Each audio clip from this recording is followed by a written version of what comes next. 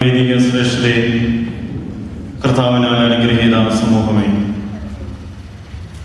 പരിശുദ്ധ മാർത്തോമാ ശ്ലീഹായുടെ പെരുന്നാൾ നമ്മുടെ ഇടവകയുടെ കാവൽപിതാവായ പരിശുദ്ധന്റെ പെരുന്നാൾ ഏറ്റവും ഭക്തിപൂർവ്വം നമ്മുടെ ഇടവകയിൽ കൊണ്ടാടുമ്പോൾ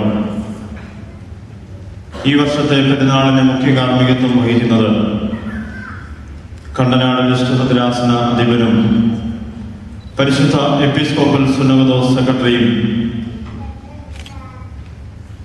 കോട്ടയം ഓർത്തഡോക്സ് തിയോളജിക്കൽ സെമിനാരി പ്രൊഫസറുമായിരിക്കുന്ന അഭിമന്യ ഡോക്ടർ മാത്യൂസ് മാർ സെവറിയോസ് തിരുമേനിയാണ്.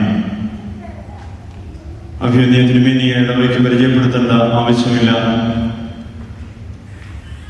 നമ്മളെയൊക്കെയും സ്നേഹപൂർവ്വം സ്നേഹിക്കുന്ന നമ്മുടെ ആത്മീയ പിതാവാണ് അഭിമന്യ സെവറിയോസ് തിരുമേനി.